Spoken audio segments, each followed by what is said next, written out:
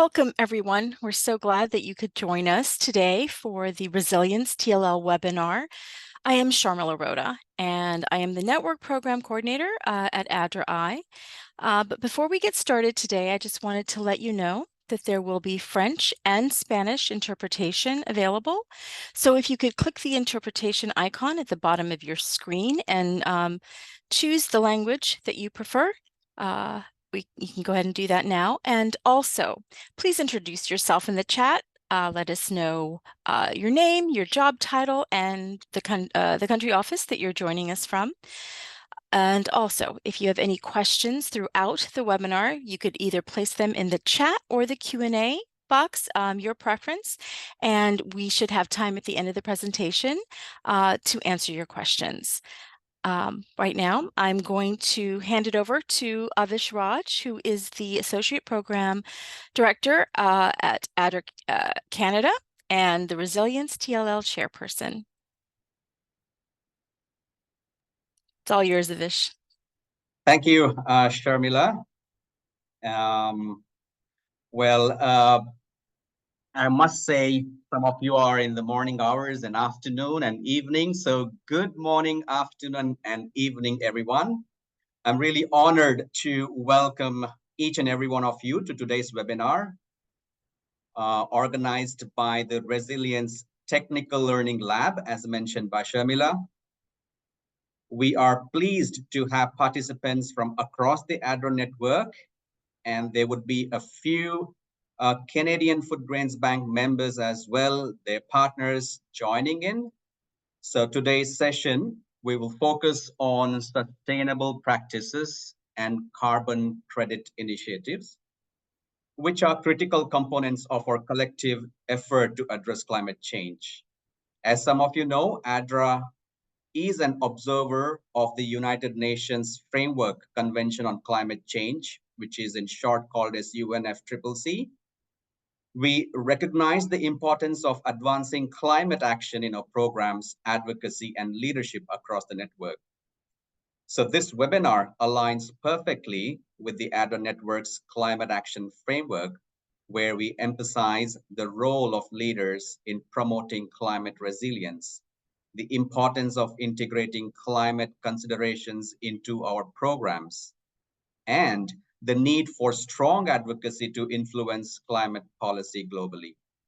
So this collaboration with Renew began thanks to the proactive efforts of ADRA Bangladesh and the ADRA Asia Regional Office, who undertook an assessment to explore how Renew's work in renewable energy and carbon credit solutions aligns with ADRA's global mission. So through this connection, we are able to explore innovative ways to integrate these sustainable practices into our projects and further enhance our impact in the communities we serve. So now let me introduce you, and it's my pleasure to introduce our esteemed speaker, Mr. Siddharth Bali. Siddharth is the Assistant Vice President at Renew and brings over 18 years of experience in renewable energy sector. Having worked in leadership roles at Mitsubishi Corporation and Renew, he has spearheaded various carbon credit and sustainable development projects, including improved cook stoves and agroforestry initiatives, as well as projects across India and Africa under Vera and Gold Standard certifications. His expertise in carbon markets and sustainable practice will provide valuable insight as we continue to strengthen ADRA's engagement in climate action and resilience building. So we are excited to learn from Siddharth today, and I encourage everyone to actively participate and explore how these innovative carbon solutions can further enhance our mission to serve communities around the world. Thank you, and over to you, Siddharth. Thank you, Avish, and thanks to ADRA for giving us this opportunity to explain, the carbon projects and what we've been trying to do here. My name is Siddharth Bali. You can refer to me as Bali, like the Indonesian island. Easy to remember and easy to address. So, firstly, before I get into detailed explanation, I'd like to quickly introduce two of my colleagues who are joining through Shom's system. Um,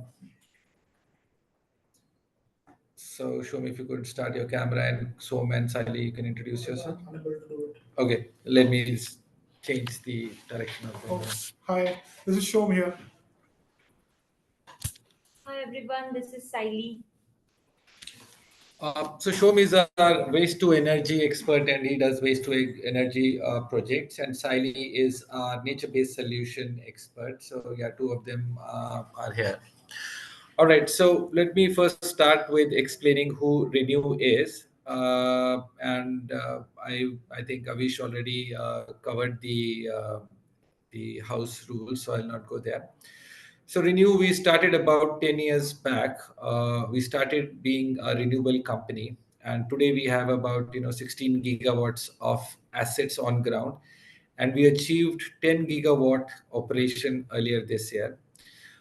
In terms of investors in the company, Canadian Pension Fund is the majority shareholder in our organization, followed by Abu Dhabi Investment Fund, JERA, which is a Japanese utility company, and Global Environmental Fund.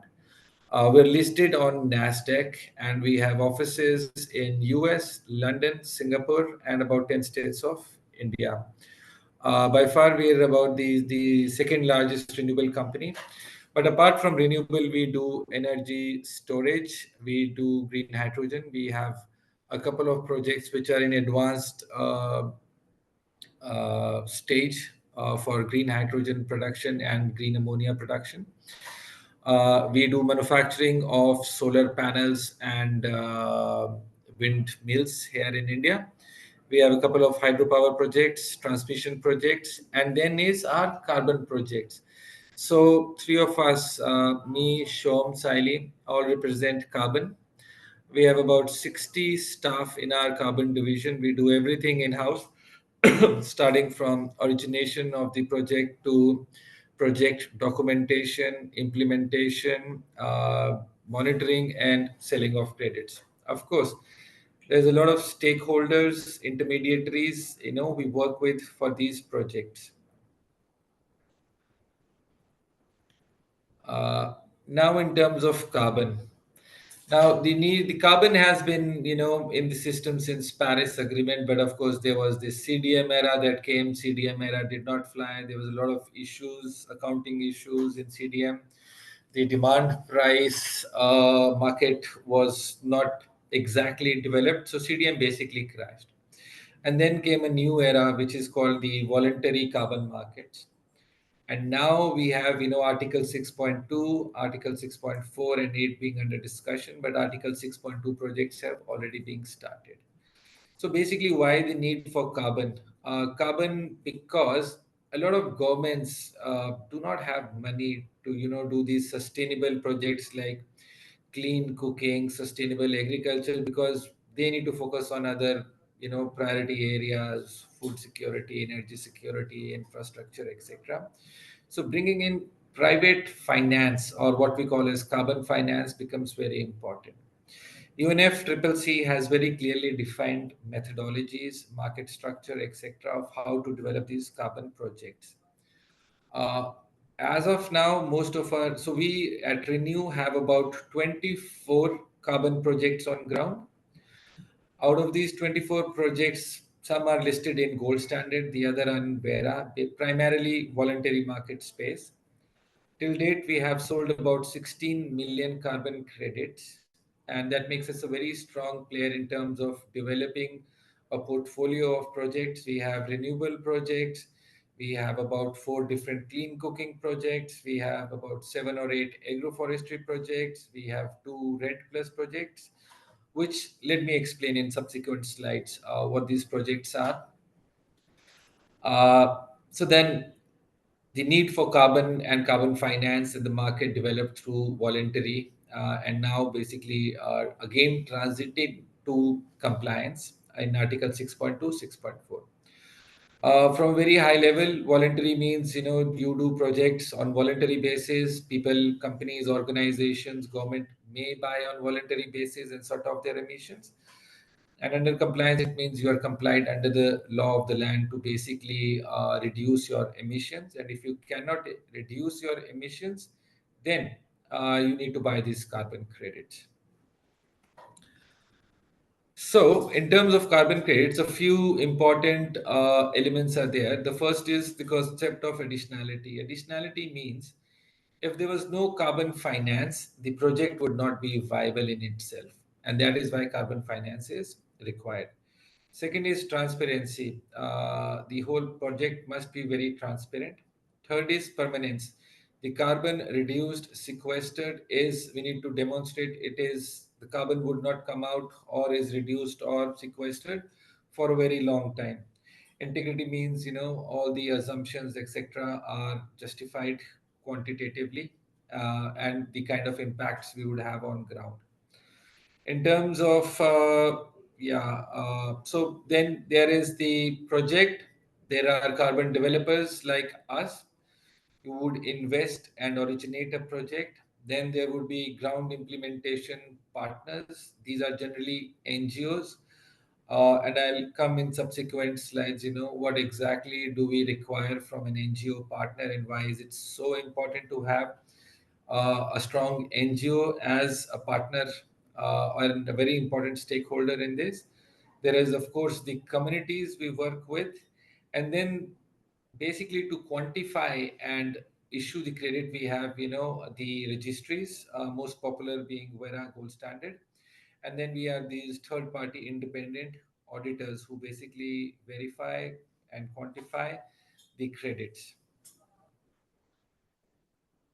So, yeah, like I said, these are all these stakeholders here. Now, in terms of implementation partner, this is basically an NGO. The NGO works very closely with the developer in trying to develop the program. The NGO must understand the requirement of the carbon methodology so that all monitoring, etc., stakeholder consultations, capacity buildings are done in line with UNFCCC guidelines. And then work with communities because communities trust NGO and NGO knows how to do these behavioral change projects programs, because in most of the carbon projects we are actually looking for a behavior change, doing something differently, more sustainably, and that becomes a very important part of NGO on how to basically integrate the whole project. And NGO then becomes the bridge between the communities or the beneficiaries and the carbon financer or project developers and the project registries. I will take a pause here and ask if there is any question immediately you would want to ask. I'm okay. Or we could take it at the end of the discussion or after my presentation.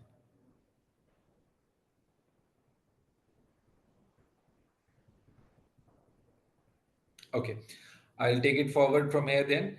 So generally speaking, so every carbon project is a different carbon project, and there are very different type of carbon projects. There are projects, we call them under avoidance category. Avoidance basically means, we would avoid creating these emissions. Let's say a clean cooking intervention is avoiding, a renewable project is avoiding, an energy efficiency project is avoidance. Reduction is when we sequester the carbon dioxide already in the air. Planting trees, sustainable agriculture, direct air captures, biochars, carbon capture and utilize it into making useful chemicals or fuels. These are all reduction projects. And then there are some, we say, technical projects, but technical projects are more or less reduction projects like biochar, carbon capture, direct air capture, etc. So whenever we start for a carbon project, first we do a pre-feasibility study, And when we do a pre-feasibility study, we need to understand what the baseline scenario is in that area. Here, in understanding baseline scenarios, we ask this help of the NGO partner. It could be any kind of project, but still we need to establish baseline. Unless a very technical project, generally dealing with marginal communities, farmers, an NGO would basically conduct a baseline survey. The questions are already there, in terms of understanding, what their day-to-day common habit is. Would they change? Would they not change? What is the challenge, or what is the trigger point that could help them change? So after understanding a pre-feasibility, we look at, the as a project developer, because you must understand, we don't do these projects as CSR. We do these projects as business. It's a business where it's a win-win situation for everyone. So from our perspective, we look at, what could be the carbon generation, what could be the price of the credit sold in the market, and in that regards, what is the financial viability of this project, and then also the operational viability of such projects. So we cannot do, let us say, a a sustainable rice agricultural project which is absolutely lowland and where all the water flows. So we need to understand the operational aspects of also doing such kind of projects. We would not place a biogas digester in a very cold area because the bacteria wouldn't survive. So post that, then we start a project and we start conceptualizing the project on paper, which is called a PDD, the project program document, which is the most important document. And this document is basically kind of a Bible for the carbon project, which defines everything, of how things would be implemented, monitored, evaluated. This project document goes to the registry, who would, go through it, ask us several questions, and then validate it. Once validation happens, project starts. Okay. Please let me know if I need to talk a little louder. So then, basis on that project validation, the carbon project basically is registered, and then after registration, depending on the timeline, we would issue the credits. If it's a forestry related project, generally the credits are issued post fourth year. But if it's a clean cooking, the projects could be issued from the next year itself, and then is the sales of credit.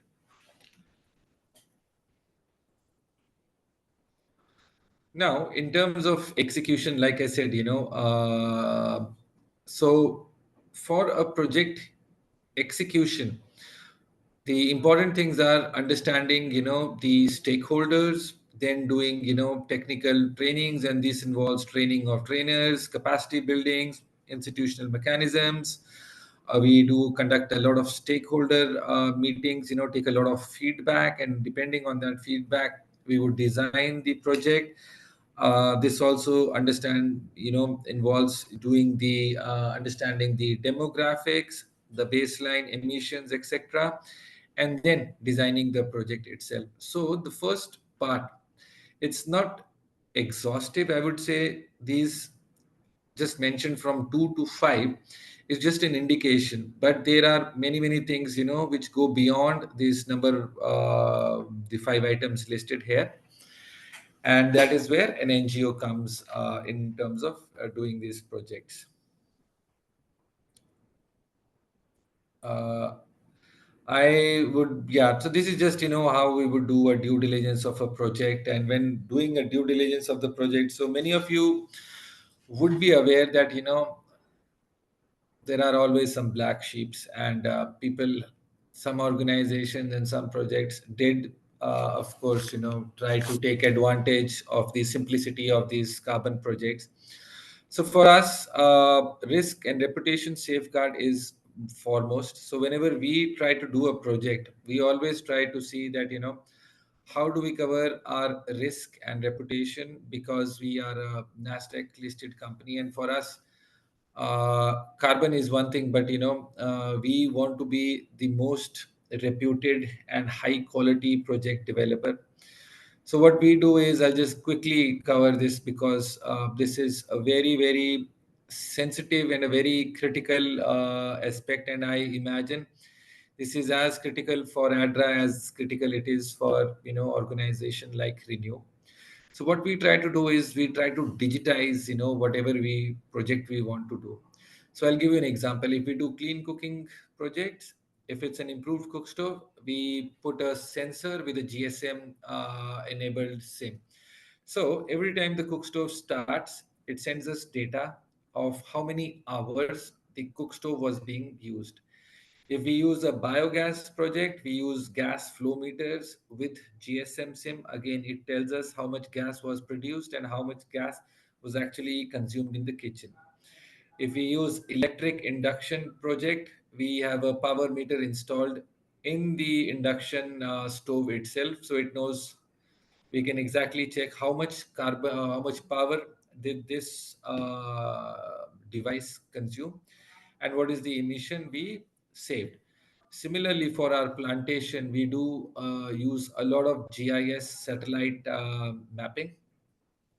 We would do geotagging of trees, and we again try to quantify as much as possible. If it is again a sustainable agriculture, we again use a lot of satellite data. Then another part, which I did not cover, is we use something called climate champions. Climate champions basically are local influencers in the community, which are again appointed by the NGO. They would do, a quarterly, a half yearly, or once in a year, depending on the project stage and the criticality. They would conduct physical, monitoring, and this again helps us. At Renew, we have developed, our own mobile application and dashboard, and this mobile application can be used by the end beneficiary, can be accessed by the climate champions or the NGO representatives. It has time, longitude, latitude stamps, which exactly tell us, how many times did we go and verify. And then, basis on all this data, we then, generate or use the methodology to quantify the carbon emission reduction. And we always use conservative numbers. So we have some, I will not say friends, but some uh, organizations which would generate 4 times more carbon credit for a similar project than we do. But that is how we operate. We like to take with conservative assumptions. We like to work with experienced players, reputed players who would have the similar sensitivity towards integrity and towards reputation risk. And I would not go into a lot of detail because then it talks about carbon due diligence, and every carbon project has a different set of due diligence. The ones displayed here are for nature-based solution projects. So now let's come to some big. So there are so many type of carbon projects, and in each carbon project, 1 ton of CO2 is equal to 1 credit. However, the price of credit is different for every different project, because it depends on the co-benefits of this project which happened into the society, how many SDG goals we could touch, and how we show the concept of additionality and permanence. So I'll start upon mangrove, which is the most elegant carbon project. Mangroves, as such, absorb about 10 times more carbon compared to their conventional on-land counterparts. Mangroves again have a lot of ecological benefits in terms of saving from tsunamis, etc., preventing soil erosion, and they do create a lot of biodiversity. So, in terms of mangroves, so what we do is, I'll just touch upon highly. So, we work with communities who live near these mangroves and who would have their livelihood based on these mangroves. So firstly, we would want to understand, why these people are going into the mangroves and cutting mangroves. Is it firewood, or they cutting this wood for some expensive furniture, or is it because they're trying to create fisheries, etc.? And then we try to create solutions so that the pressure on mangroves is not there. And the other part is to uh, do fresh plantation. So there is the fresh plantation of mangroves, which would involve working with communities, creating nurseries, identifying species, planting them, ensuring for next 2 3 years that the sapling survives. Once the sapling is 3 years 4 years old, then we know there is a very high probability of its survival. And then the mangrove carbon credit could be at a price of 25 to $35 because of the kind of SDGs and co-benefits it brings. The next project is basically, yeah.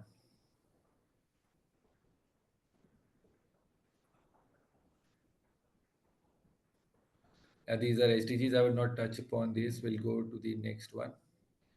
I think, yeah, we'll skip this one also. Next is afforestation, reforestation, revegetation. So afforestation basically involves, creating new forests that either were not forest or were totally destroyed. Reforestation basically is about restoring degraded forests. And then revegetation is basically a combination of afforestation, reforestation, and then is agroforestry. Agroforestry basically is done on private farmers' land. So we basically motivate farmers to plant trees. Either they could convert the whole field into an orchard, or they could just plant trees either at boundaries or at intermittent distance. The trees could be timber species or fruit species. Whatever produce of the tree belongs to the farmer. In some cases, we would finance the sapling of the trees. In such a case, majority of carbon credit share comes to us. However, if farmer has basically purchased the saplings, then majority of the share goes to farmer. I'll give you an example. So if, let us say, we invest into the saplings and 3 year hand holding, then the farmer would get about 25% kind of a share. However, if farmer has done he's purchased the sapling, then we take care of the hand holding, capacity building, carbon credit registration, and the farmer gets about 50% or 60% of the share, depending on that. So we in India have about 7 successful agroforestry projects. We are looking at Nepal, Bangladesh, and several other geographies to do agroforestry projects. And we have seen, substantial increase in the income of the farmers. So in India, we have seen 70,000 rupee kitna hua dollar terms mein? Like $100 increment in farmers' income, and these are very marginal farmers, with less than 1 hectare holding. So this actually becomes something. And then from fourth year, of course, the tree starts bearing fruits, etc. So the fruit income also belongs to them. The carbon income starts coming to them until fourth year, because the tree canopy is not very dense, so they can still do some intercropping between the trees, and they can grow some cash crops there. In terms of carbon, so there is the above ground carbon, which basically is the woody biomass of the tree. There is the soil carbon, which is the carbon accumulated through litter. And then there is the ground carbon, below ground carbon, which basically is the roots. So we could either look at all three aspects in a project: below ground, ground, above ground, or sometimes we just simplify and look at above ground data. It really depends on the kind of species we are growing, and then which all carbon should we include in our project. Some are easy to calculate, some are difficult to calculate, so it depends on the kind of project, the kind of species. And here again, there's a lot of stakeholder consultation. There is technical consultation, understanding soil, water, weather, and native species, and then a lot of stakeholder with local communities as to what kind of a trees should be grown. We also look at once trees are grown, where the farmer would sell, what are the price they would get, and then design the project accordingly. uh, a agroforestry project generally starts with about 7,000 hectares, and a good size is about 15-20,000 hectares is an ideal size for a carbon project.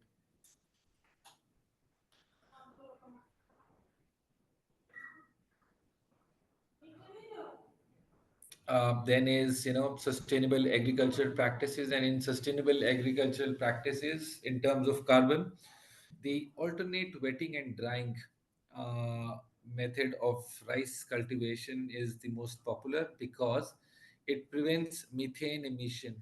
Methane is 25 times more potent a greenhouse gas compared to carbon dioxide.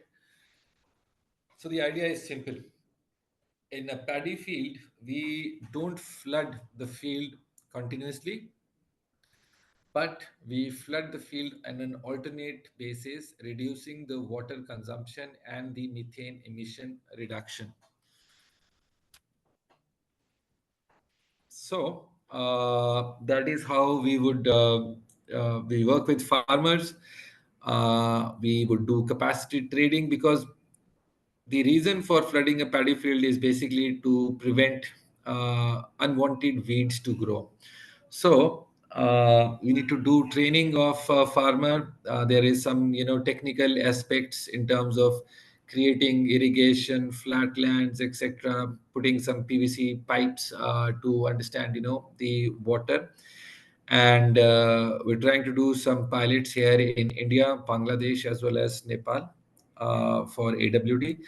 Another variation in rice is the DSR, which is direct seed farming, and that prevents nursery and the emission from creating nursery. Other kind of sustainable agriculture could be organic farming, mulching, vermicomposting, etc. Lastly, let me touch upon clean cooking solutions. So I'm sure all of you, you would have seen in rural parts of Africa, Asia, the families would use a three-stone cooking device and would burn either firewood, charcoal in Africa, and some parts of the globe, cow dung cakes are being used. There have been several studies, highlighting that indoor pollution causes so many deaths in mothers and infants, and is a very big source of, respiratory and eye diseases. So the idea basically here is to move these households from solid fuel to clean cooking. Again, what we do is we believe that not one solution fits all. There are places where a clean cooking improved cook stove should be used, and improved cook stove still uses firewood, but then the consumption of firewood goes 50% lower. Then there are biogas.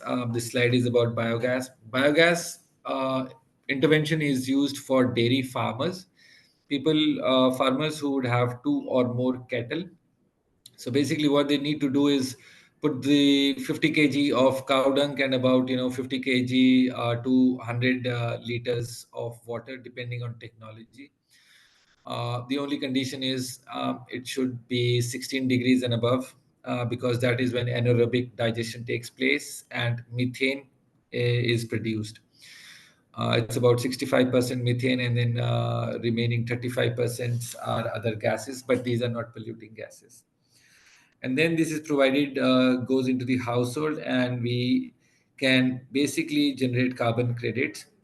In fact, the cow dung, if left unchecked, also is a source of methane emission. So here we're shifting people from firewood to a clean fuel, and we're also preventing the degradation or the methane emission from animal manure. This is about improved cook stove, which I was telling. So Renew, we have designed our own cook stove. It's a 41% efficiency cook stove. So basically, it reduces the firewood consumption to 50% and emission reduction by 70%.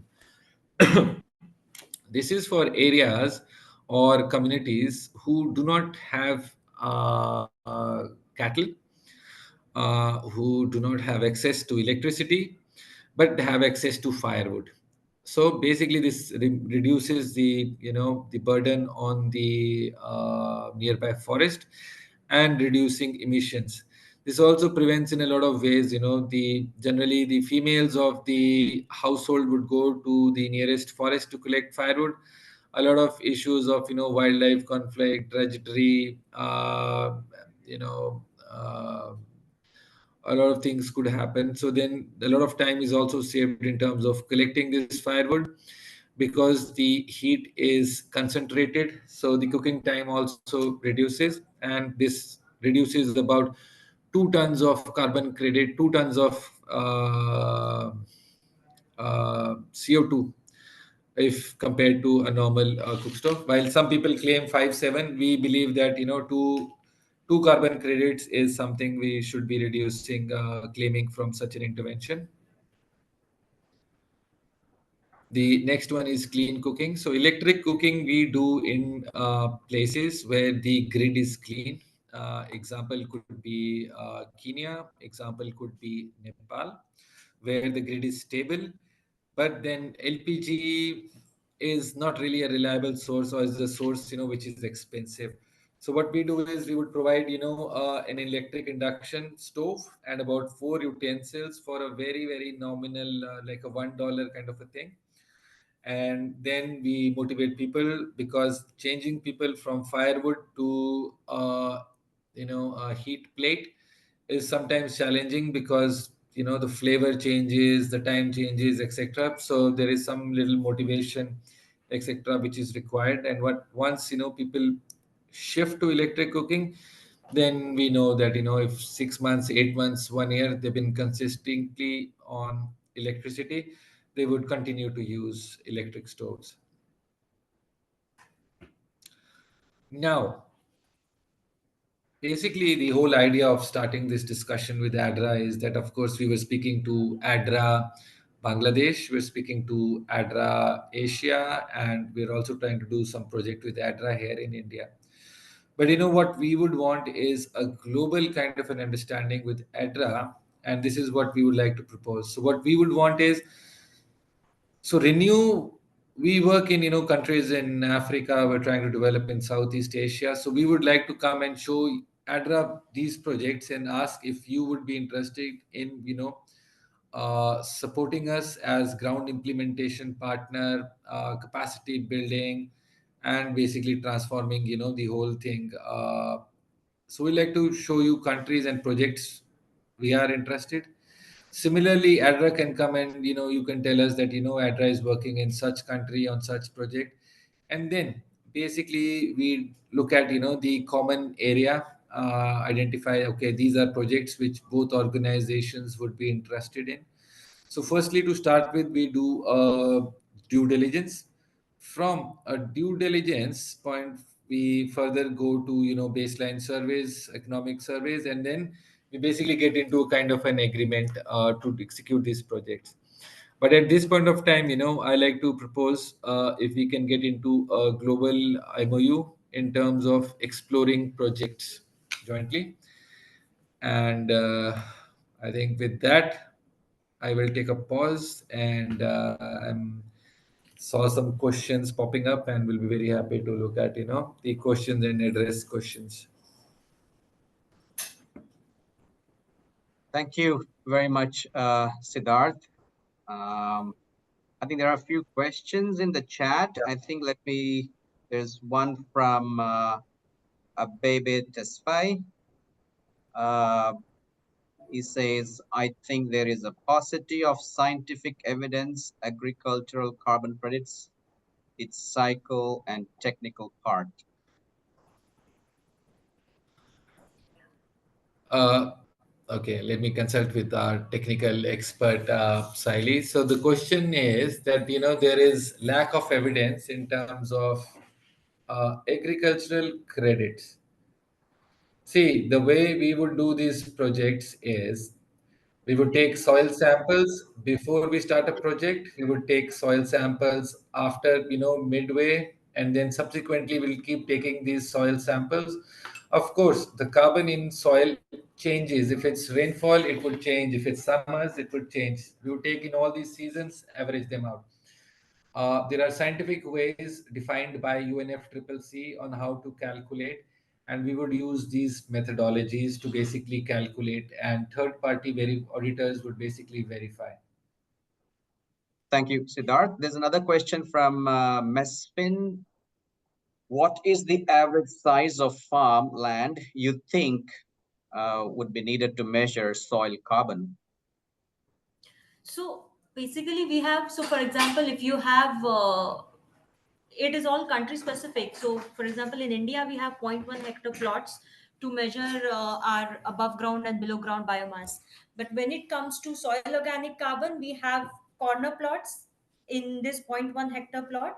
We have, we dig pits 30 centimeter deep.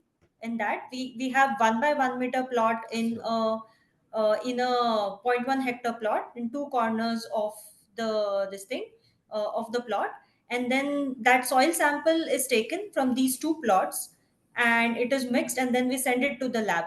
We take the fresh weight in the field itself, and then the rest is done in the lab. The rest of the analysis is done in the lab. So I'll just add to what Saili mentioned. So it depends. So let us say, we're doing this project across 10,000 hectare. So if we're doing this under 10,000 hectare, and let's say an average farmer was 1 hectare, so we have about 10,000 farmers. In 10,000 farmers, we would have about 300, 400 soil samples. Yeah. Thank you. Siddharth, there's another interesting question from Metiku. Says carbon credit looks a bit complex, and how marginalized community, could access credit buyers and benefit out of the carbon credit. Yes, they are complex. We do understand that, which is why there is a lot of noise in the market. But then the whole point of corporates coming in, or project developers, I would say project developers coming in, is a small farmer in a remote village in India would not have access to an international buyer. But that is where players like Renew come in. That is where players like this NGOs, maybe ADRA, can come in to, get these marginalized farmers in touch with the international buyers, in a way that we are the ones who pay for developing the carbon project, and then the share of the carbon revenue is, given back to the communities. I'll give you an example. So the clean cook stove costs about, $35-40. We would just charge $1, and this $1 is also, we create an impact fund, and this $1 also goes back. But this farmer would not have access freely to $1, this $40 stove. Again, in terms of induction cooking, we give the induction stove 4 utensils for $1, and this would cost about, about $70-80. The biogas costs about $550. All right, we just charge $50, and we provide him the system for which is worth $550, and we take a free repair or replace warranty for 10 to 15 years. In terms of agroforestry, the saplings are provided for free. All right, handholding of the farmer as to, what kind of a fertilizer, when to do pruning, when to do, any kind of intervention or critical inputs. We help them for next 3 years.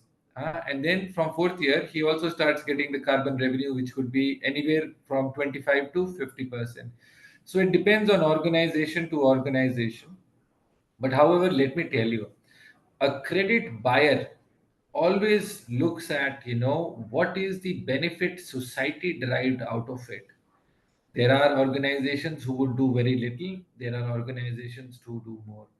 So in our project, we always try to create some kind of a society benefit, because firstly, it improves the quality of the carbon credit, it increases the carbon sellability, and it's a win-win. So we must not forget, this business is carbon business, but this is meant for benefit of the societies. And because there was a lack of the spending that could happen from government side, and that is why this whole ecosystem has been created. So if we ignore the benefits to the communities or beneficiaries, the carbon credit would not sell. The buyers today are very educated. Thank you, Siddharth. There was a question on who first initiated carbon credit initiative among carbon credit actors. So you, all of you must be aware of the acid rain problem that had started in the 1980s, 80s, 70s. Then there was Kyoto Protocol. So it was in Kyoto Protocol where this whole idea of carbon started. But then post Paris Agreement, it actually started, taking. I mean, it started going up, and there were a lot of players who got into carbon market, and that's how a lot of project developers also started developing a lot of carbon projects. Yeah, so I am not sure, who was the first actor to do a carbon credit project. I'm sorry, I am not aware. Yeah, but initially it was all about cap and trade system, where you had to cap your emissions. But then the voluntary also, later on, the voluntary carbon market also took up speed.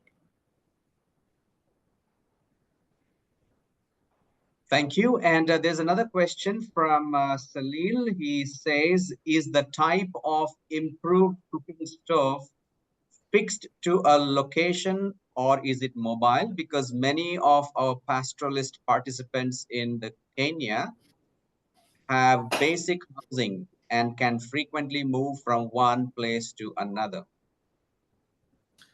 So there are a lot of different designs of cook stoves. There are fixed immobile cook stoves, and there are portable cook stoves. We do portable cook stoves. And in fact, in Kenya, we're also doing bioethanol based cooking in Kenya, which again is a portable bioethanol based stove.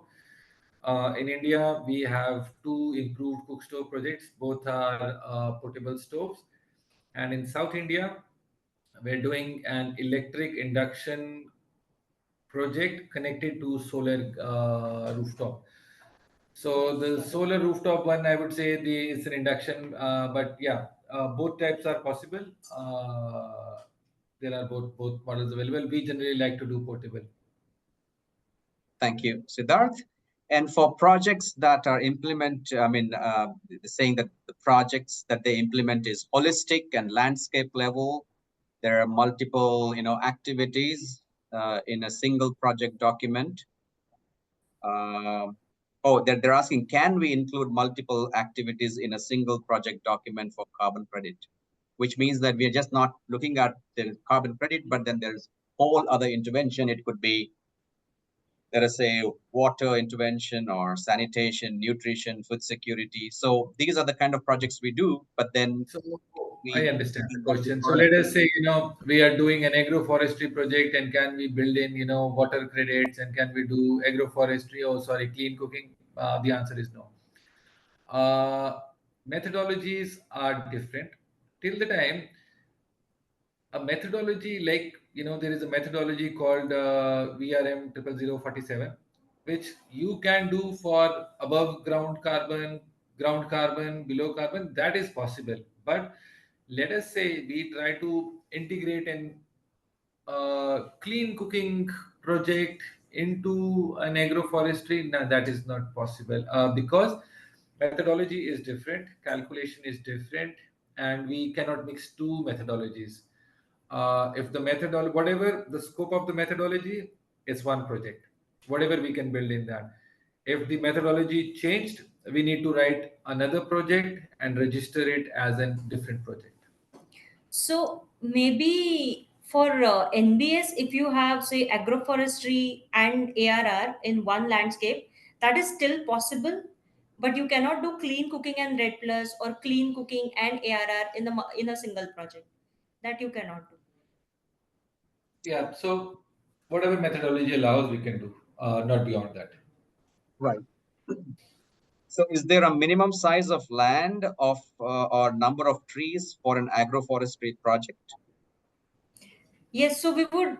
So if they're fast growing species, for example, mahogany, Swediana macrophylla type, then maybe we can go for anywhere between 5,000 to 10,000 hectares. But if they are native species which require restoration, then maybe we'll need a larger area, 15,000, 20,000 hectares. The larger, the better. And for a red plus, it can be maybe 100,000 hectares to 200,000 hectares and above. So if it's agroforestry, let us say 5,000 hectares, and in 1 hectare we plant about 2,400 trees For commercial plantation. for commercial plantation. So, in terms of trees, how many million trees?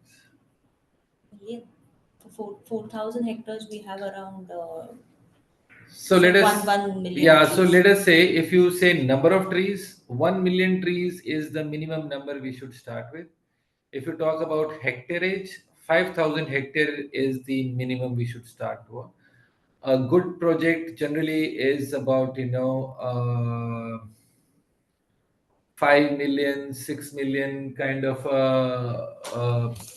number, and hectareage could be 15,000, 20,000 hectares. Thank you, So Siddharth. challenge there is aggregation of so many farmers, and this is where exactly the NGO needs to come in, aggregate all this. Thank you. We'll take just few more questions. How long will it take to sell carbon from agriculture intervention?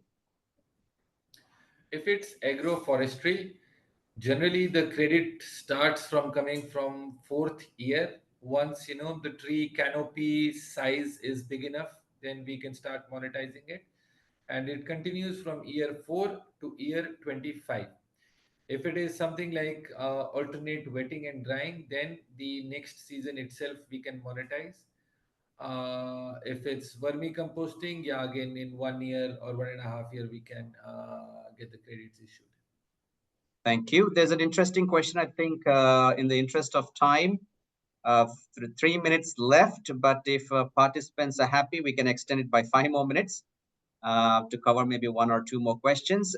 Carlo is asking if Renew invests electric cooking in Indonesia, does that mean carbon credits will go to international market? Indonesia is now focusing country carbon market. Difficult to sell carbon in international markets as government determined to meet its own nationally determined contributors. Yeah. So when looking at these projects, we need to look at the local regulations and legislation. We like to work with countries who have a clear-cut carbon framework, even if it means that they would take some part of it in their own NDC. We're happy to do that, subject to they give us corresponding adjustments. So it is a case to case. If the government says that 90% credits they would keep and only 10% we can sell, then that means the price of the carbon credit has to be 10x. And is there a market who pays us 10x carbon credit? If yes, we are happy to do. If not, we would skip such market. So at the end of the day, it also depends on economic viability of doing such projects in the geography we are looking at. But to answer your question, we prefer to do projects in countries who have a clear-cut carbon regulation because there is certainty. We start project and then in between a country comes and says, 90% credits I will keep, then that's uncertainty and that's a very big risk for us. So even though the cost may be higher, but we like to do projects where regulation is clearly spelled out. All right. So maybe one question more, Siddharth, if you're okay. Are Sure. there local dealers for the portable improved cooking stoves in Kenya? what is the cost in USD?